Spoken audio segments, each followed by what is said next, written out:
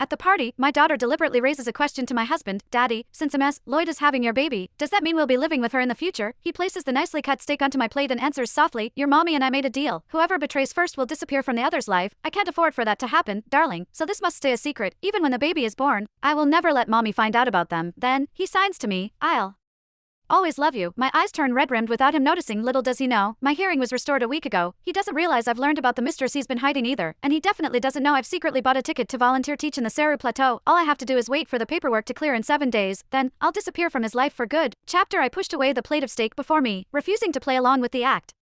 Seeing me on my feet, my husband, Jackson Grant, immediately stood as well, asking me what had happened in sign language. I shook my head. It's getting late. I'm thinking of turning in for the night. He insisted on following, but his best friend stopped him. Quinn probably needs some rest. You know how fragile she can be. Why are you so eager to leave? Yeah, dude, Cassidy is about to get here. It's been a whole day. Don't you miss her? My daughter, Bonnie, joined in, tugging at his sleeve.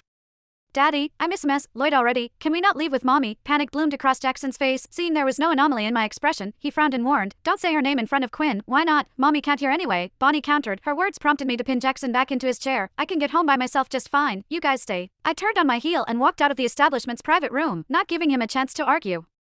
I had barely taken a few steps forward when I saw Cassidy Lloyd striding into the restaurant. I couldn't tell if she did it on purpose or not, but her shoulder slammed into mine, making me stumble. Cassidy walked into the private room and scooped up Bonnie the moment she reached for her. Bonnie, it's been an entire day. Did you miss me? Of course, Bonnie answered cheerfully. Cassidy couldn't help smiling at the exchange. In that case, give me a kiss. Bonnie immediately cupped her face and planted a kiss on her cheek. Watching the two of them, one would think they were the real mother and daughter. She set Bonnie down, then slipped into Jackson's arms, her expression full of playful sweetness. In his eyes, there was a softness I had never seen before. Before he could say anything, Cassidy rose on her tiptoes and kissed him passionately. All right, one of his friends muttered, rolling his eyes. It's been months, and you two are still this mushy. None of his friends seemed bothered by it. While Bonnie looked like she had seen this 100 times, I stared at all of them, feeling a sinking coldness in my bones. So, everyone knew they had been fooling around together, except for me. As the teasing around the table amplified, Cassidy's lips curled with a triumphant smile. As if things weren't messy enough, the others started egging them on, asking when the last time they hooked up was. Jackson lowered his head, embarrassed, while Cassidy looked thrilled. 2 days ago, in the room next to the main bedroom, I whispered the same words at the same time as she did, our two voices overlapping, and the whole room exploded with excitement. Some laughed, some cheered on. Jackson, my boy, you finally grew a brain. Yeah, with our status, who the hell stays loyal? As long as you hide it well, you can enjoy life. Quinn is deaf, she'll never find out. Chapter when my name came up, the smile on Jackson's face stiffened, his expression turned ice cold.